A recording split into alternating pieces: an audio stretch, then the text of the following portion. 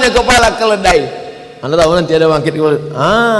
Inilah dia makmum Valentino Rossi yang asik menyalip imam. Imam baru bangkit. Oh, imam itu tua pula. Allah, dia udah tegak. Tengoknya kepala-kepala, lambat kalian gitu deh. Aku lah kata.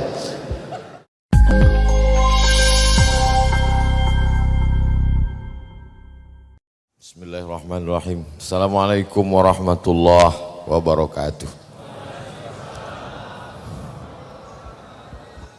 Alhamdulillah wassalatu wassalamu ala Rasulillah wa ala alihi wa sahbihi wa man da'a bi da'watihi wastanna bi sunnatihi ila yaumi liqa'i rabbih. Subhanaka la ilma lana illa ma 'allamtana innaka antal alimul hakim. Rabbi syrah li sadri wa yassir li amri wahlul 'uqdatam min lisani yafqahu qawli. Alim ulama, cerdik pandai, tokoh masyarakat, hadirin hadirat yang besar tak dihimbau gelar, yang kecil tak disebut nama. InsyaAllah kita semua dimuliakan Allah subhanahu wa ta'ala. Amin ya rabbal alamin. Persiapan mau datang ke Batam ini, yang pertama antigen. Itu dulu. Kenapa begitu? Karena virus COVID tidak bisa berenang. Tidak ada satu pun dokter mengatakan virus ini bisa berenang. Yang kedua, tidak ada pakar kesehatan yang mengatakan bahwa virus ini bisa terbang. Tak ada. Jadi yang membawa virus ini adalah tangan, mulut, dan hidung. Itulah mengapa tangan dicuci, mulut dan hidung ditutup. Belum ada yang mengatakan virus ini masuk ke telinga.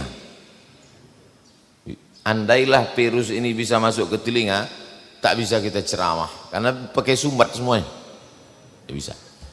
Maka persiapan sebelum datang ke Batam, dulu rapid test, meningkat menjadi antigen. Setelah habis laku rapid test sama antigen, nanti swab. Sesudah habis laku swab, barulah apa namanya? Vaksin. Tahu aja apa yang mau dijual nih. Ini persiapan. Kemudian pengumuman. Yakinkan bahwa Anda naik pesawat yang benar. Bolak-balik diumumkan. Supaya apa? Jangan sampai salah naik pesawat. Kebetulan kejadian, begitu kami sampai masuk ke pesawat, dua orang yang udah ke tengah keluar balik. Saya tanya, kenapa Pak salah naik pesawat? Mau ke Jakarta naik pesawat ke Batam. Bisa rupanya salah naik pesawat ini. Itu sejak itu saya hati-hati betul nih, jangan sampai naik, jangan sampai salah naik pesawat.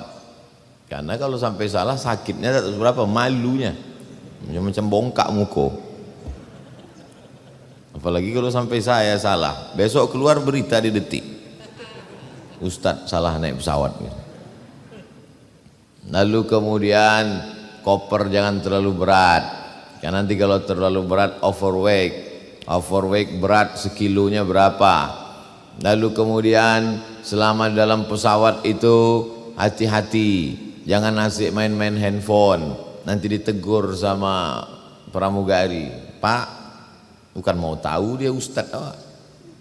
Ustadz ditegurnya juga. Kok tahu Ustadz? Saya beberapa kali kena. Ini persiapan mau ke Batam. Di Batam ini berapa lama? 2 malam. Sesuaikanlah pakaiannya. Maka dibawalah pakaian batik 2, baju putih 2, baju Melayu 2. Supaya apa?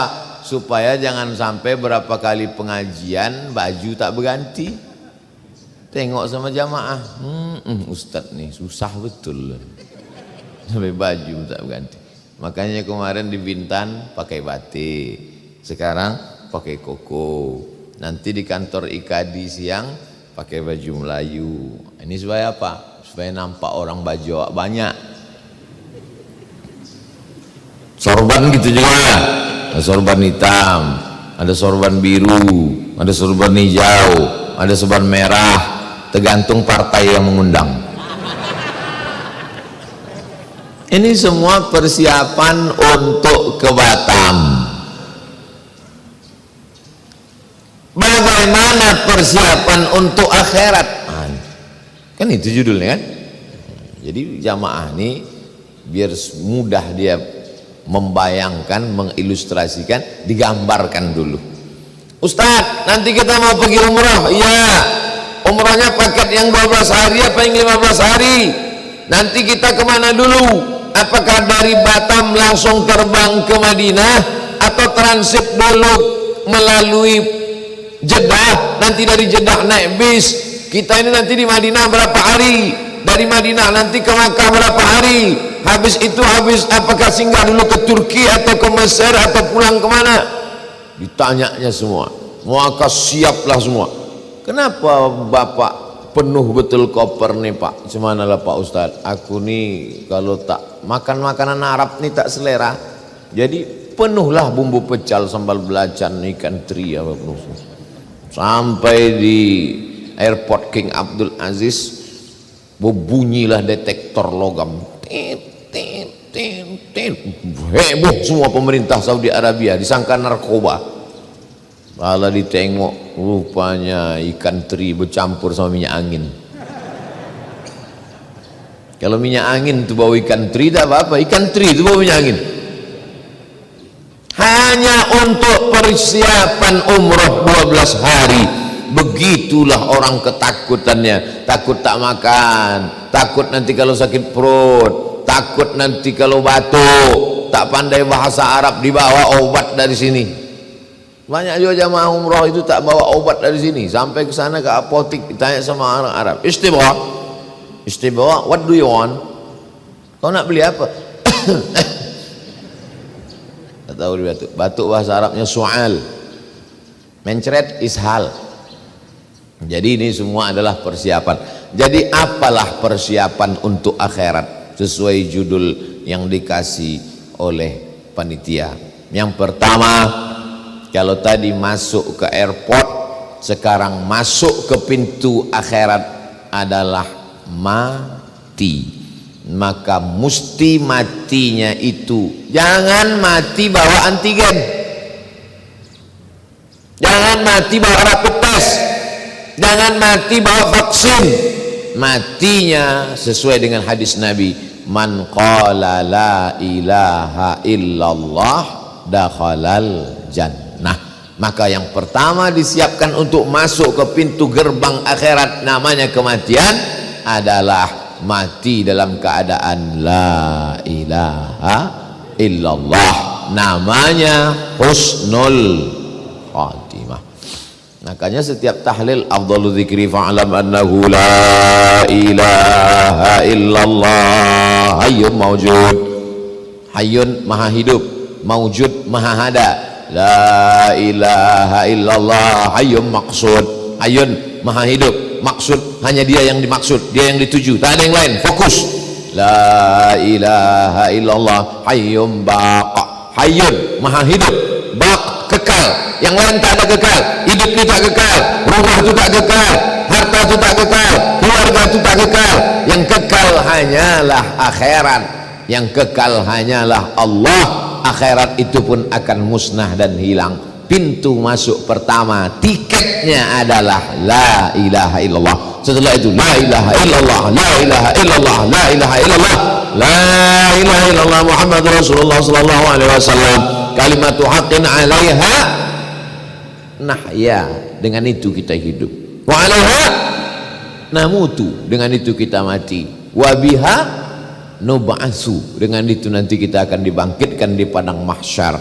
Persiapan untuk akhirat yang pertama, memperbanyak la ilaha illallah. Saya yakin habis subuh tadi tak ada zikir la ilaha illallah itu karena ada tausiah. Kalau tak ada tausiah, jangan sampai tinggalkan zikir la ilaha illallah selepas sembahyang tiap selesai sholat. Sesikit-sikitnya 40 kali. 1, 2, 3, 4, 5, 6, 7, 8, 9, 10, 11, 12, 13, 14, 15, 16, 17, 18, 19, 20. Sekali genggam 20, 2 kali genggam 40. La ilaha illallah, la ilaha illallah, la ilaha illallah, la ilaha illallah, la ilaha illallah, la ilaha illallah, la ilaha illallah, la ilaha illallah, la ilaha illallah, la ilaha illallah, la ilaha illallah, la ilaha illallah, la ilaha illallah, la ilaha illallah, la ilaha illallah, la ilaha illallah, la ilaha illallah, la ilaha illallah, la ilaha illallah, la ilaha illallah. 20. 40 angka kesempurnaan. Bisa 100 5 kali genggam yang tak membawa tasbih. Tasbih ada, cuman tersangkut di kaca spion. Motor itulah yang husnul khatimah. Awak su'ul khatimah. Telinga ini mesti sering mendengar la ilaha illallah. Kenapa? Karena dia kalau selalu mendengar selalu terngiang. Apa yang selalu didengar itulah yang selalu terngiang. Kalau selalu mendengar la ilaha illallah waktu mau tidur malam, pas mau tidur malam antara kata orang tidur ayam, antara tidur dan jaga tuh mau dia terngiang la ilaha illallah, la ilaha illallah, la ilaha illallah, la ilaha, mau terngiang. Bapak kalau ibu kalau banyak zikir tuh mengigau pun mau dia, mau tidur malam terngiang. Tapi banyak orang sekarang terngiang TikTok. Itu yang selalu datang. Berapa kali kita dengar la ilaha illallah? Asyhadu an la ilaha illallah. Maka dijawabnya asyhadu an la ilaha illallah. 2 kali azan subuh. Habis itu qomat. Allahu akbar, Allahu akbar. Asyhadu an la ilaha illallah. 3 kali. Tahiyatul masjid. At-tahiyatul mubarakatuh sallallahu alaihi Assalamu alayka ayuhan nabiy wa rahmatullahi wa barakatuh. Assalamu alayna wa ala ibadillahi salihin. Asyhadu an la ilaha illallah. 4 kali. Qabliyah subuh. Asyhadu an la ilaha illallah. Pas Allah tu telunjuk naik ke atas. Asyhadu an la ilaha illallah. Mazhab Syafi'i. 5 kali. Salat subuh. 6 kali. Salat sunat isyraq, matahari terbit jam 6, jam 6 lewat 12 habis waktu terlarang 12 menit baru salat sunat isyraq 6 kali. Salat duha 7 kali. Salat qabliyah zuhur 4 rakaat. Salat zuhur, ba'diyah zuhur, tasawuf awal, tasawuf akhir, qabliyah asar, salat asar, tasawuf awal, tasawuf akhir, qabliyah maghrib, salat maghrib, ba'diyah maghrib, tasawuf awal, tasawuf akhir, qabliyah isya, salat isya, ba'diyah isya, tasawuf awal, tasawuf akhir. Bangun malam, salat sunat wudu, salat sunat taubat, salat sunat hajat, salat sunat tahajud, salat sunat witir. Berapa kali itu Pak Ustaz? Hitunglah. Takkan aku juga ngitung lagi. Jadi apalah guna banyak-banyak syahadat itu? Supaya lulus tiket pertama mati dalam keadaan la ilaha illallah. Laqinu mautakum, talkinkan ke telinga orang yang mau mati itu. Hadis sahih. Laqinu, talkinkan. Talkin ada 2. Talkin sebelum mati, talkin sesudah mati. Dua-duanya sahih. Talqin sebelum mati waktu sakratul maut dibisikkan ke telinga sebelah kanan, la ilaha illallah. Kalau dia banyak berzikir la ilaha illallah, afdhalul zikri fa'lam annahu la ilaha illallah, insyaallah mudah. Bapak yang berpengalaman mentalkinkan orang di ruang ICU yang kerja di rumah sakit, ibu yang berpengalaman mentalkinkan orang mati, ceritakan pengalaman-pengalaman itu, tapi jangan sebutkan nama, menjaga kode etik jurnalistik, nanti tersinggung anak cucunya. Gimana pengalaman ibu waktu mentalkinkan? Oh, waktu mentalkan bini Pak Anu itu payah betul. Yang mana tuh? Itu yang suka arisan, asik mengambil duit orang, sakitlah hati dia. Tak boleh sebut nama. Cerita pengalaman hanya supaya orang takut takut mati su'ul khatimah dari pintu awal bersalah, bagaimana?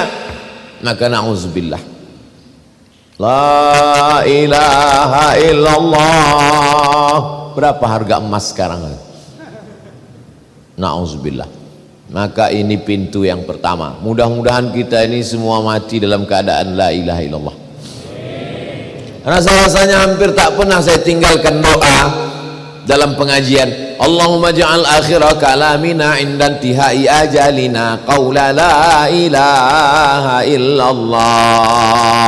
Allahumma ja'al, ya Allah jadikanlah akhira kalamina, akhir kalam kami, indan tihai ajalina, ketika ajal kami sampai, qawla la, tidak mesti bahasa Arab. Yang tak pandai bahasa Arab tak usah pakai bahasa Arab, pakai bahasa kita aja. Ya Allah, jadikanlah akhir kalam aku waktu ajalku sampai, malaikat maut datang mencabut nyawaku, yang terakhir keluar dari mulutku la ilaha illallah. Pak Ustadz, jadi kalau ada orang mati tak sampai ke ujung la, tak boleh kita suuzon. Boleh jadi di mulutnya nampak tak sampai, tapi di hatinya sampai. Jangan, nanti ini perlu saya jelaskan. Saya takutnya bukan terjadi pada jamaah, ke saya jadinya. Gimana kau tengok? Datang ke waktu Ustaz Somad Sakratul Maut, datang aku menengok. Ini ada videonya aku simpan. Gimana? Tak sampai ke ujung. Baru lah, katanya mati. Aku ragu, aku Ustaz Somad itu masuk surga. Aku bilang, tak boleh. Uzkuru mahasina mautakum. Orang yang mati itu sebutkan yang baik-baiknya saja. Cumana si Fulan itu selama kau kenal ada yang tak baik? Selama aku kenal satu pun tak ada yang tak baik. Maksudnya satu yang tak ada, beribu tak baik. Jangan sebutkan. Karena kalau orang hidup masih sempat kita datang Idul Fitri minta maaf. Kalau mati kapan lagi kita minta maaf sama dia? Andai betul perbuatan itu tetap dosa, namanya dosa riba. Andai tak betul maka fitnah. Dua-dua. Andai betul yang kita cakapkan itu tetap berdosa, apa namanya? Riba. Andai tak betul, fitnah. Dua-dua tak ada betulnya. Maka ceritakan yang baik-baik aja. Cumana si Fulan kemarin waktu meninggal, alhamdulillah, aku tengok bibirnya bergerak. Apa yang dicakapkannya? Rasa-rasanya macam bunyi la ilaha illallah. Entah tidaknya, kau pancing-pancing aku. Aku ini orangnya suka terpancing. Berat. Yang paling berat adalah memikul beras. Ringan bagi pasukan amal soleh. Yang paling berat adalah membangun masjid. Ringan bagi jamaah masjid. Masjid jami ringan. Yang paling berat itu apa? Mengucapkan la ilaha illallah waktu sakaratul maut. Tapi Allah tahu bahwa kau berat mengucapkan ini. Ku kasih kalimat yang bibirmu tak perlu bergerak. La ilaha illallah. Tak bergerak bibir. Mengucapkan nama Abdul Somad bergerak. Abdul Somad. Cobalah sebutkan Abdul Somad, bibir tak usah bergerak.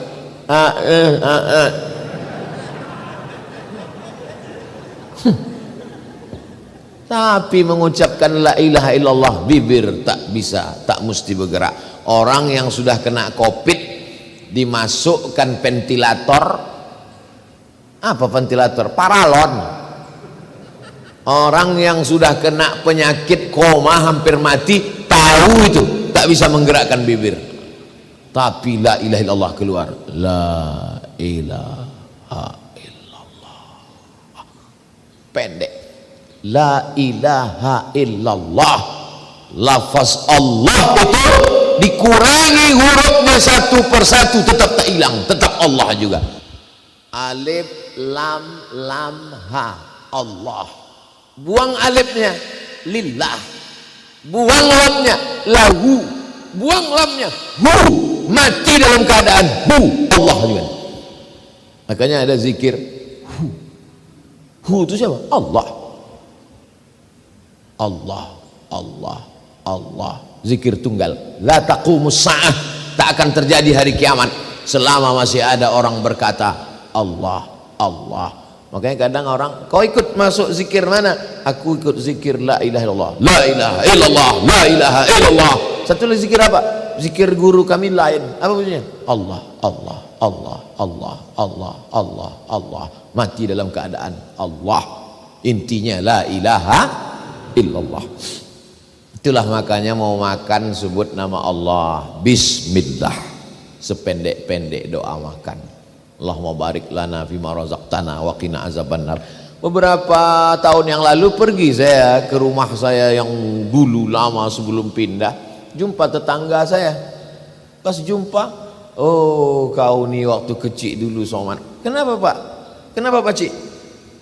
Dulu waktu kau kecil, Pak Cik kasih tahu, Mat, baca doa. Tak usahlah Pak Cik, tak sedap lauknya. Ingat dia, udah tua udah bapak itu. Mau sedap tak sedap lauk, bacalah bismillah. Merubah makanan itu menjadi ibadah. WC, toilet, busuk, bau, tempat setan, robahlah dia menjadi ibadah. Allahumma inni a'udzubika minal khubuthi wal khaba'is. Keluar dari WC, langkahkan kaki kanan, sebut ghufranaka, ampunkan aku ya Allah. Kenapa minta ampun keluar WC?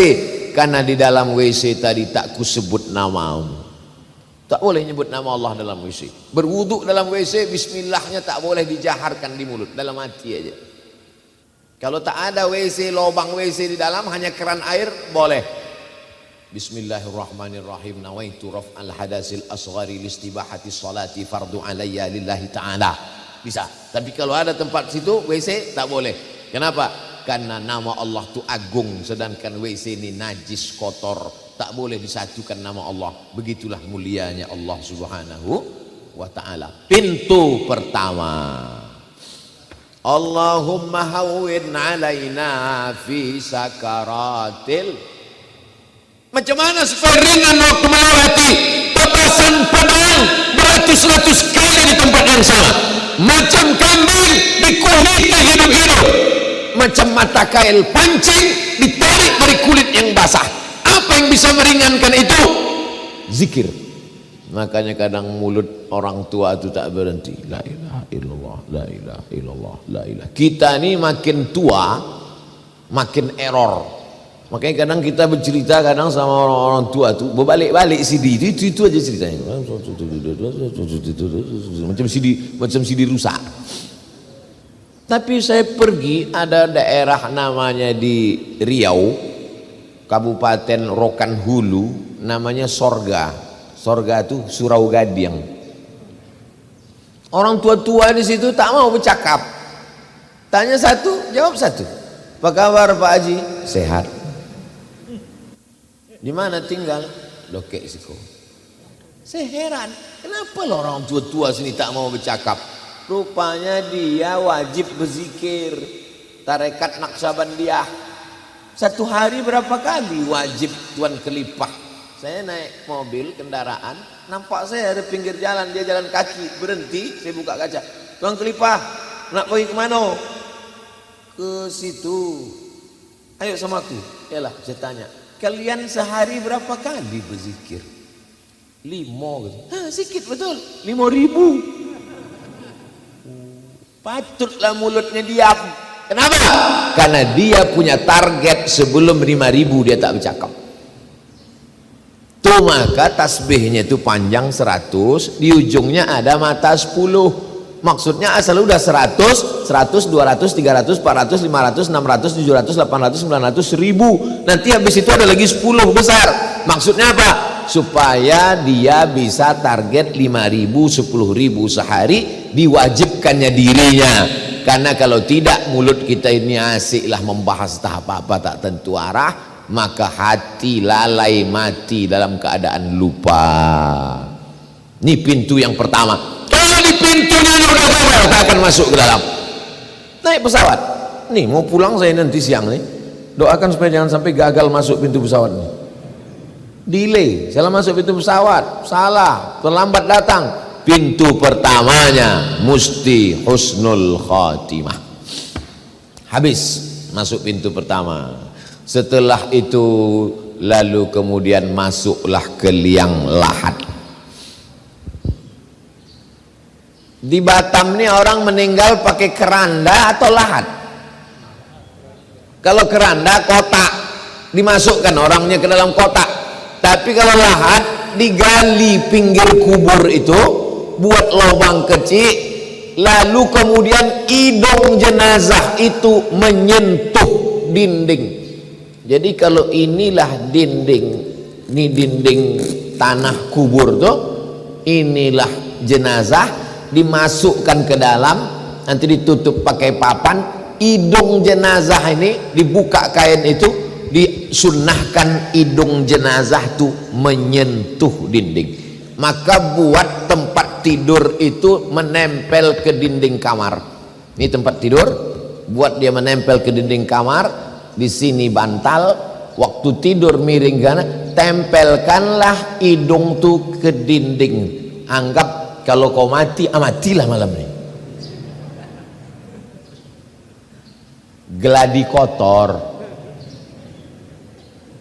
Coba nanti malam. Jangan sekarang, habiskan dulu ceramah nih. Mereng ke kanan, orang mati itu kan telentang. Yang telentang itu ICU. Mereng ke kanan, hidung menempel ke tanah. Itu makanya orang mati dalam kubur itu didoakan supaya kuburnya seluas sejauh mata memandang. Kenapalah orang mati itu didoakan supaya matanya sejauh mata memandang? Karena hidungnya menempel ke tanah. Kalau hidung menempel ke tanah, apa nampak? Didoakan supaya matanya sejauh mata memandang. Jadikanlah kuburnya ya Allah seluas sejauh mata memandang, tak berbatas kaki. Tukang gali kubur itu mengukur kubur itu tidak pakai meteran, pakai buluh, pakai bambu. Kenapa tak pakai meteran?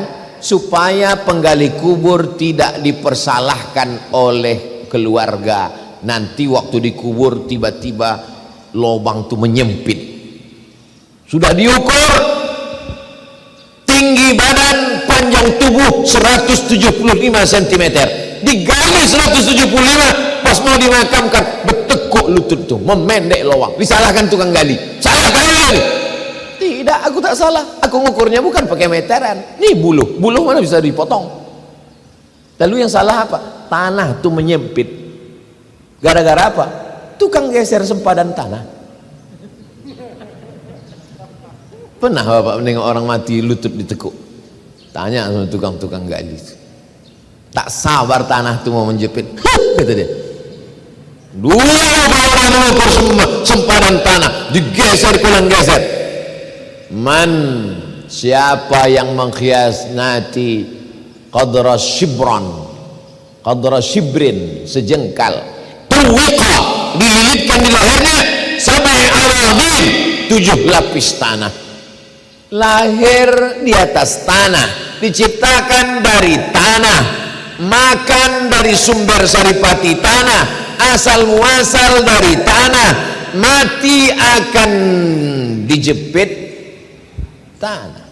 Jadi yang hari ini tamak betul ke tanah, silakanlah, akan dijepit tanah. Tanah ini milik doktorandus Fulan, tanah ini milik insinyur Fulan, tanah tak salah. Tapi kalau sampai curang sempadan tanah gara-gara ini, berapa meter tadi Pak Ustaz? Sejengkal kau curang berkhianat, maka kau akan dihimpit tanah, patah-patah tulang-tulangmu, remuk hancur redam isi kepalamu. Belum lagi azab mungkar nakir. Makanya tadi sebelum salam, Allahumma inni a'udzubika min azabi jahannam wa min azabil qabri. Jauh dari azab kubur. Apa yang bisa menyelamatkan diri dari azab kubur ini? Ada dalam Quran. Laula akhartani ila ajalin qarib. Ya Allah, kata orang mati itu, diceritakan dalam Quran. Ya Allah, kasihlah aku waktu tambahan walau sedetik saja. Ya, tak usah sehari, tak usah setahun, sedetik aja. Kalau aku kasihkan waktu sedetik, kau mau orang yang dikubur. Fa'asaddaqa, aku mau bersedekah. Ternyata yang meringankan azab kubur adalah sedekah. Saya dari mulai masuk masjid nih sampai sholat qobliyah, sampai sholat tahiyatul masjid, sholat qobliyah, sholat doa, saya tengok masjid ini sempurna, perfect, cantik. Pas protokol mengatakan belum pasang plafon, baru jadi kalau ada jamaah di masjid ini tak mau mandang ke atas ke bawah, itu memang takut keluar duit itu. Jadi masuk ke masjid ini mesti kita pandang ke atas. Orang kalau pelit, bakhil, medit, kedekut, ini menengok begini sakit jantung dia. Apa lagi ini gitu. Gitu. Tapi kalau orang mau selamat dari azab kubur, dianggapnya inilah tiket yang akan menyelamatkan dia dari azab kubur. Berapa banyak jamaah masjid jami ini yang sudah mati, mereka mau minta hidup lagi dan mau memasang plafon nih, tapi tak bisa. Kirim SMS tak bisa, WhatsApp tak sampai, tak bisa. Tapi Allah kasih tahu di Quran, kasihlah aku waktu ya Allah, aku mau hidup lagi di Batam ya Allah, aku mau hidup lagi ke masjid Jami ya Allah. Kalau ku hidupkan kau mau sholat, tidak. Terus mau apa? Fa'asaddaqa, mau bersedekah, memasang pelapon ya Allah dengan merek termahal. Apa mau dikata? Dulu rumahnya dipasang pelapon sampai 3 lapis, sampai cicak-cicak tuh bingung mau bersandar di mana. 3 lapis pelapon tuh, pelapon ini, petik lampu pertama, hijau, pelompek ini, merah, pelapon ini, mati, tinggal pelapon tuh. Pelapon ini juga lah yang menolong di dalam kubur. Jangan lupa kirim ke nomor rekening berikut ini, Masjid Jami. Aku udah kasih tahu dah. Kalau tak selesai juga pas datang nanti bulan Agustus, entahlah. Memang tanda kena azab kubur lah jemaah nih. Bapak Ibu yang dimuliakan Allah, ibu kalau tak mau bersedekah sekarang asik juga membeli cincin, membeli gelang, membeli subah, membeli anting, membeli rantai, gelang tangan, gelang kaki, gelang leher, silakan, aku tak melarang. Tapi kalau kau mati, emas kau tuh pergi kemana? Habis diambil bapak tuh untuk kawin lagi. Emang ibu ketawa sekarang, tapi dari dalam perjalanan balik nanti betul juga kata Ustaz. Patutlah mata abang ni tajam menengok gelang-gelangku ni selama ini kata. Aku bukan mau memprovokasi bu, ini kenyataan bu. Maka juallah 1-2 cincin itu, belikan ke pelapon. Selamat ibu dari azab kubur.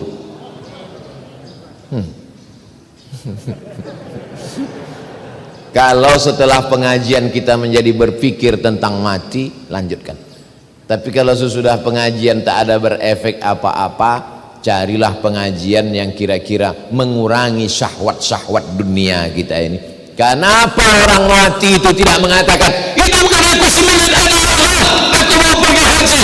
Karena haji pahalanya baru nampak nanti ketika masuk dalam surga. Wal hajjul mabrur, haji mabrur, laisa lahu jazaa illal jannah, balasannya surga nanti.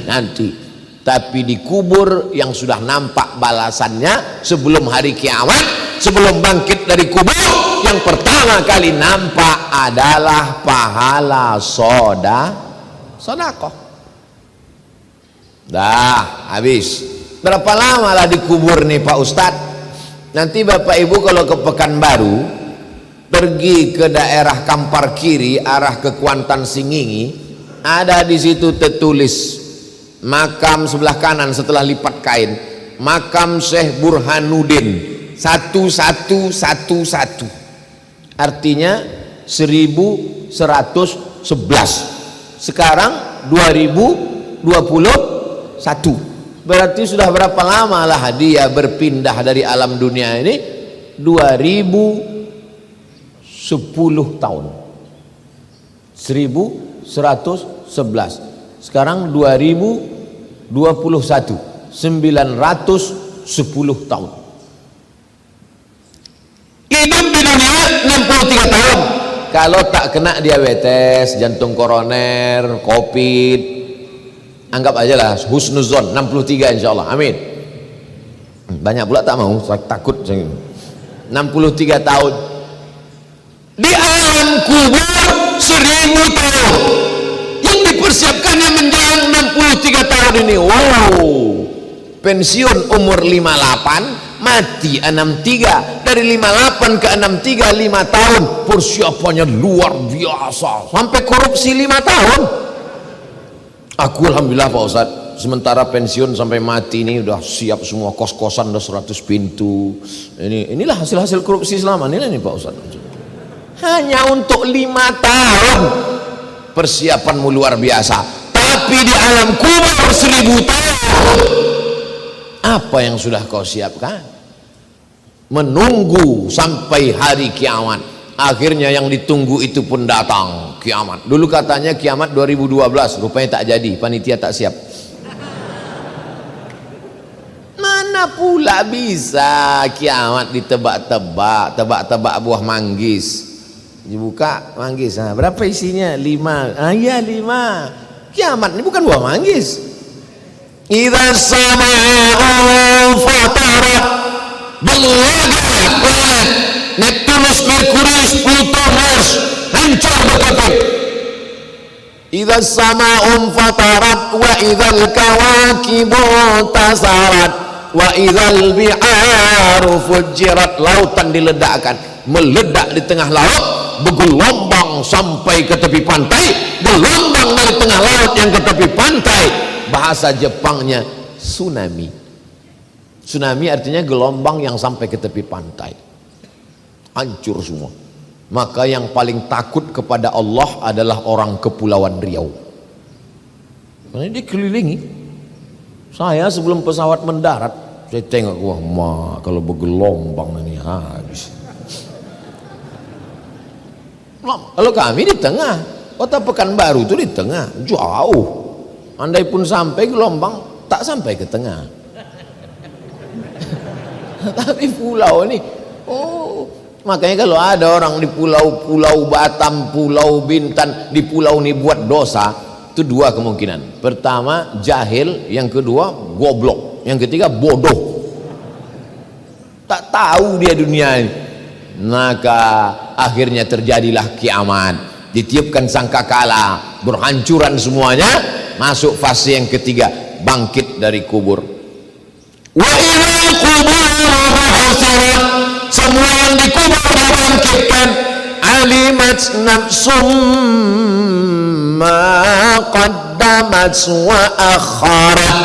Ketika itu barulah sadar manusia apa yang sudah dia lakukan dulu. Bangkit dari kubur. Alladzina yakuluna riba, orang yang makan riba. La yaqumul ladzi la yaqu illa kama yaqumul ladzi yatakhabbathu syaitanu minal mas.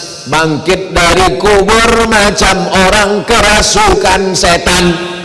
Kalau bahasa Jawanya kesambet, kalau bahasa Melayunya tersapo. Pernah Bapak Ibu menengok orang kerasukan setan? Begitulah bangkit dari kubur. Makanya nanti kalau kita bangkit dari kubur, tengok kawan di sebelah bangkit, kau lah yang tak keluar dari bank konvensional itu ya.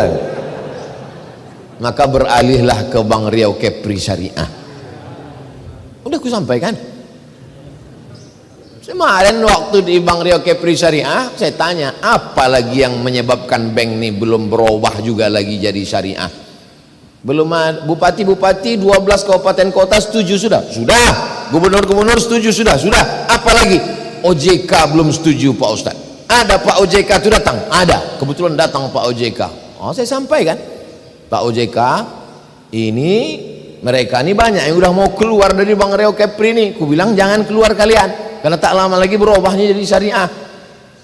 Apalagi tunggu. Ini Pak OJK, ini kalau makin lama mereka ini, lama lah Pak OJK ini dalam azab neraka jahanam. Apalah yang perlu dikhawatirkan? Marah orang tak apa-apa, marah Allah ketika bangkit dari alam kubur. Apa yang bangkit dari kubur itu? Bangkit kepalanya kepala keledai. Anda tahu nanti ada bangkit kepala. Inilah dia makmum Valentino Rossi yang asik menyalip imam. Imam baru bangkit. Imam itu tua pula. Allah, dia udah tegak. Tengoknya kepala-kepala, lambat kalian gitu deh. Akulah kata. Tapi ada yang bangkit dari kubur itu, pandang ke kanan malaikat, pandang ke kiri malaikat, lihat ke depan malaikat, pandang ke atas malaikat. Kenapa aku bangkit dari kubur nih sama malaikat? Aku kan bukan malaikat. Al-mahiru bil Quran ma'as safaratil kiramil bararah. Orang yang rajin baca Quran, menghafal Quran, mengajar Quran, maka bangkit nanti di padang mahsyar bersama para malaikat. Ibu itu memang tak lancar baca Quran. Yasin wal Quranil Hakim, innaka laminal mursalin. Malam Jumat baca Al-Kahfi, dari maghrib ke isya TV mati, handphone mati, 45 menit baca Quran maghrib mengaji. Insya Allah masyarakat Batam majelis masjid jami nanti pada pasti yang ketiga bangkit di alam barzah bersama para malaikat insya Allah. Takbir. Allahu Akbar. Untuk sementara ini tak usah lu takbir, keluarkan aja lu duit untuk pelapon.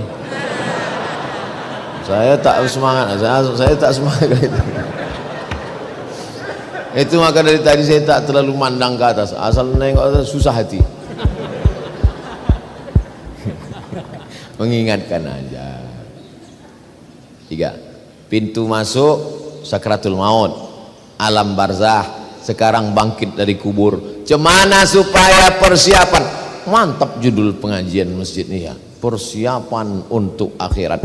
Supaya selamat di alam barzah, banyak-banyak baca Quran. Dulu orang Melayu, anak laki-laki sudah khatam Quran sebelum bersunat. La ilaha illallah wallahu akbar bismillahirrahmanirrahim wadduha. Rata-rata sebelum bersunat sudah khatam Quran. Kalau anak perempuan khatam Qurannya malam pertama malam merisik, malam kedua malam berinai, malam ketiga malam khatam Quran, malam keempat malam akad, malam kelima keenam ketujuh, 3 malam 3 hari 3 malam pesta besar. Anak gadis berkhatam Quran, ayahnya laki-laki karena tanggung jawab lebih besar sebelum bersunat khatam Quran. Anak perempuan sebelum malam berinai malam akad sudah khatam Quran, ayahnya khatam Quran, emaknya khatam Quran, diserahkanlah anak. Tradisi itu sekarang sudah mulai hilang. Mari kita hidupkan balik tradisi. Masjid ini yang sudah cantik ini, itu samping itu apa? TPA. Nih masjid ideal, mesti ada TPA-nya. Tirulah masjid jami yang punya taman pendidikan Al-Quran. Ini jadi tadi yang sudah down jatuh tadi karena atap tak siap itu mesti diangkat sedikit. Untuk menghibur hati, karena ini jamaah udah hancur berkeping. Masuk anak-anak ke TPA Al-Quran, taman pendidikan Quran. Bapak-bapak saya, inilah yang mengenal Allah. TK Quran, SD Quran, SMP Quran, SMA Quran, khatam Quran. Habis maghrib panggil anak. Sekarang tak bisa ke masjid, nak online. Sekarang kau sini baca. Bismillahirrahmanirrahim. Wadduha. Mantap. Kau baca. Udah juz berapa? Wal muhsanatu minan nisa. Mana? Ibu baca. Mana Bu? Yasin. Dari sebelum nikah sampai 3 anak Yasin aja. Bisa pindah-pindah nih. Persiapan untuk abang katanya. Biar mudah abang sakratul maut nanti, biar cepat goalnya bang.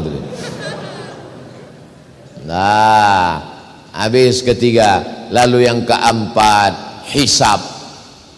Hisab dulu nenek-nenek kita matematik itu nama istilahnya ilmul hisab, matematik, hitung-hitung amal.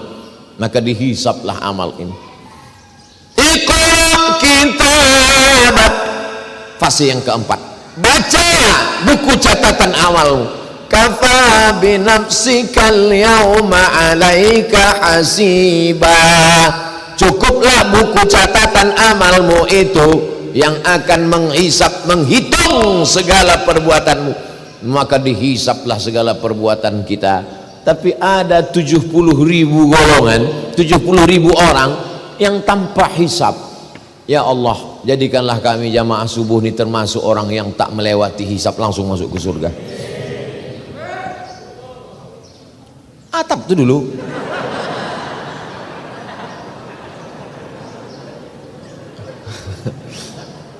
Memang saya kalau udah berdoa tentang selamat dari hisap nih, rasa-rasa jauh panggang dari api. Tapi tak boleh kita putus harap. Tetap saya kalau berdoa minta surga Jannatul Firdaus, sampai tak amalku ke situ.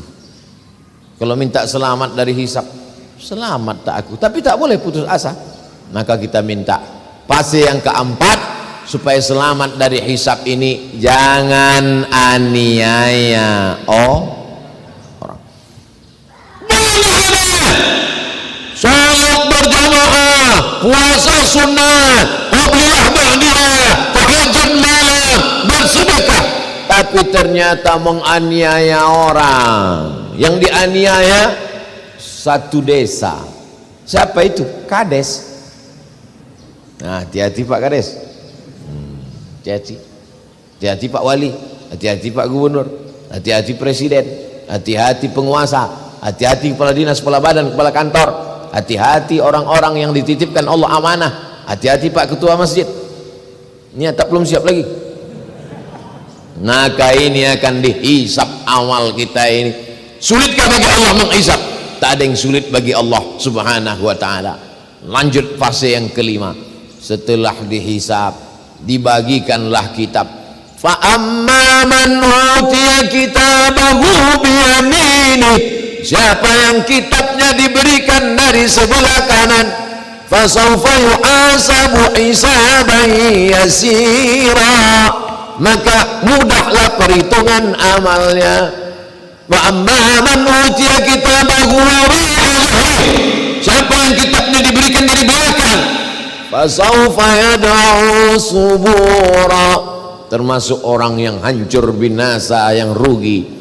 Jadi belum kita buka kitab itu, buku catatan amal, print out itu, sudah tahu. Kita kalau mau belanja tak percaya, kok mahal kali Pak, ini print outnya, Bapak ngambil coklat, Bapak kira coklat ini coklat kaki 5, ini sebijinya aja kalau Bapak makan meleleh air mata saking mahalnya Pak.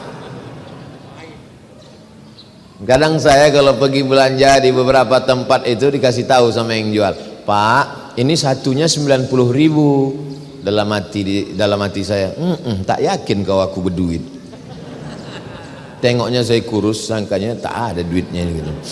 Memang tak ada. Bukan, kalau kita belanja nanti tukang jaga itu ngomong begitu, jangan tersinggung. Dia sudah mengalami beberapa kali orang komplain. Begitu juga yang tidak ada itu orang komplain. Mana ada dosaku? Mana ada dosaku? Print out. Kenapa mahal betul ini tagihan telepon saya bulan ini? Perasaan saya nggak ada pakai telepon berapa hari. Nih Pak, dibuka catatan. Jam 1 malam, jam 2 malam, ibu itu sudah mengamuk. Jam 3, memang ibu tak ada makai, bapak itu nelpon.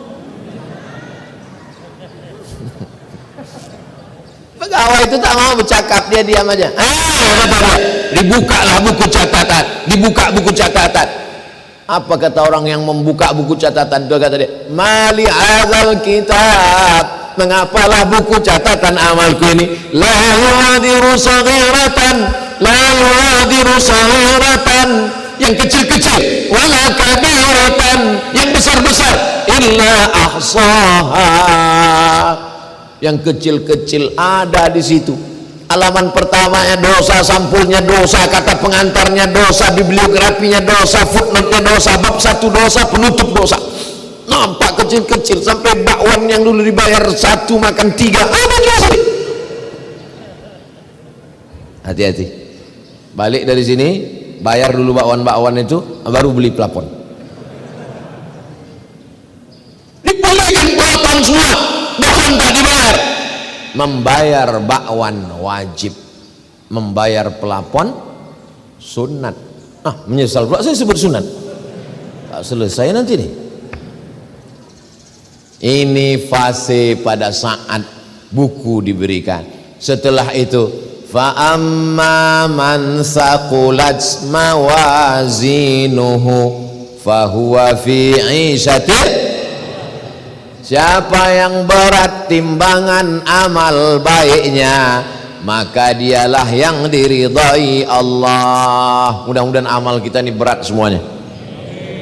Kalimatani, 2 kalimat, khafifatani 'alal lisan, ringan di lidah, saqilatani fil mizan, tapi berat timbangan, habibatani ilar rahman, disukai Allah. Apa kalimatnya? Subhanallah wa bihamdihi subhanallahil azim, subhanallah wa bihamdihi subhanallahil azim, subhanallah wa bihamdihi subhanallahil azim, subhanallah. Memberatkan timbangan-timbangan amal kebaikan. Adalah jamaah umroh berangkat ke Saudi Arabia, sampai di pintu cap paspor, badannya besar gemuk, diejeklah sama orang Saudi tadi. Apa ente ini badan besar, jarang olahraga, makan banyak, itu ini, kata dia. Orang Indonesia ini cerdas, kata dia. Dibacakannya ayat, fa amma man saqulat mawazinuhu fahuwa fi 'ishatir radiyah. Siapa yang berat timbangannya, itulah yang diridhoi Allah. Tak ada dia baca ayat lain. Buah capek orang Arabnya ngejek. Ente kibir jism, ma fi riyadhah hada. Badan kau besar, teralas olahraga. Orang Indonesia ini dia. Dah habis baru. Fa amma man saqulat mawazinuhu fa huwa fi 'ishatir radiyah. Habis itu dia pergi. Tak pandai dia melawan pakai ayat. Jadi tidak ada yang bisa menolong kita kecuali amal kita sendiri. Kalau dengan kawanmu kau kongko sampai jam 2 malam di kafe ngopi-ngopi, silakan. Tapi ingat, nanti di padang mahsyar di akhirat datang dia menolong kau. Kalau kawan-kawan di grup WhatsApp itu kira-kira bisa menolong kita, selalu menasihati, kata peganglah dia sebagai kawan sahabat, karena dia yang akan menyelamatkan kita nanti di hadapan Allah Subhanahu wa taala. Lalu kemudian sampailah puncaknya haud telaga. Nabi sallallahu alaihi wasallam melihat telaga, semua umat Muhammad akan minum di telaga itu. Kata Nabi, ada telaga, kolam air, inna a'tainakal kautsar, telaga. Lalu kemudian siapa yang akan minum di situ ya Rasulullah? Yang akan minum di situ adalah ikhwani. Kamikah itu ya Rasulullah? Kalian ashabi, kalian kawan-kawan, kalian ashabi, sahabat-sahabatku. Tapi ada ikhwani. Siapa ikhwani itu ya Rasulullah? Amanu bi walam yarauni. Orang yang percaya kepada aku, beriman kepada aku, padahal biji matanya tak pernah menengok aku. Mereka ada di Batam, tak pernah menengok aku, tak berjumpa dengan aku, tak sholat denganku, tapi mereka percaya kepada aku. Mereka ramaikan rumah masjid-masjidku, mereka datang mendidik anaknya untuk membaca Quranku, dan mereka bersedekah untuk memasang pelapon masjid rumah Allahku. Mereka adalah orang yang minum nanti di telaga itu, dan ketika dia minum di situ, dia tidak akan haus untuk selamanya. Dan kita setiap yang hadir ini akan minum di telaga Muhammad sallallahu alaihi wasallam, insyaallah. Lalu kemudian digiring, wasiqal ladzina taqaw rabbahum ilal jannati zumara. Lalu orang-orang Batam itu digiring, dibawa menuju surga berbondong-bondong berjamaah. Ketika sampai di pintu surga, apa kata penjaga? Assalamualaikum, selamat datang wahai orang Batam masuk ke surga. Tibatum, kalian sudah beramal soleh. Fadkhuluha khalidin, masuklah kalian kekal selamanya ke dalam surga. Maka orang Batam pun mencari pintu dia. Pintu mana aku yang cocok? Oh, ada orang Batam ini yang masuk dari pintu surga, namanya Babus Sodakoh, pintu sodakoh. Masuk dia ke dalam. Kenapa? Dia yang menyelesaikan pelapon ini. Babus Sodakoh. Lalu kemudian ada yang masuk dari pintu surga itu, namanya Babul Jihad, karena dia mati jihad fisabilillah, masuk babul jihad. Ada yang masuk pintu surga itu dari Babur Rayyan, la yadkhuluha illa shaimun, la yadkhuluhu illa shaimun. Yang masuk dari pintu Babur Rayyan hanya orang rajin puasa sunat saja, ibu-ibu yang rajin puasa sunat masuk Babur Rayyan. Tapi ada yang masuk surga terserah dia dari pintu mana, bebas akses, dia punya kartu, asal dimasuk itu masuk semuanya. Siapa itu? Abu Bakar Siddiq. Abu Bakar Siddiq adalah orang yang masuk surga dari mana dia mau. Tapi ada perempuan yang bukan Abu Bakar Siddiq masuk dari pintu surga mana dia mau. Siapa itu? Salat khamsaha, perempuan yang salat 5 waktu. Saumaha, puasa Ramadan. Ata'at zaujaha, taat dia kepada suaminya, dan suaminya itu pula taat kepada Allah, bukan suami yang sakau. Ini banyak suami-suami sakau sekarang, suami mabuk. Kau kalau mau masuk surga taatlah kepada abang. Pandai pula dia. Bukan laki yang macam itu laki setengah Fir'aun. Laki yang soleh, bu, taat ibu kepada dia, ibu berbuat baik kepada dia. Maka kata Allah, hai perempuan-perempuan, masuklah kalian ke dalam surga dari pintu mana yang kalian kehendaki. Maka ibu-ibu ini semuanya masuk surga insyaallah. Amin. Rabbana atina fid dunya hasanah wa fil akhirati hasanah wa qina azabannar. Masuk ke dalam surga, terkejutlah orang Batam menengok surga. Kenapa? Ditengoknya orang Batam ada, orang Bintan ada, orang Anambas ada. Pas dicari-cari tak ada Ustaz Somad. Kemana? Tanya malaikat. Malaikat dia, Ustaz Somad di mana? Kata malaikat, dia di ruang VVIP. Aminkanlah. Ilaha illallah. Wa adkhilnal jannata ma'al abrar, masukkan kami ke dalam surga ya Allah, ma'an nabiin, bersama nabi-nabi, was-siddiqin, bersama orang-orang yang benar, was-syuhada, bersama orang mati syahid, was-salihin, bersama orang-orang soleh.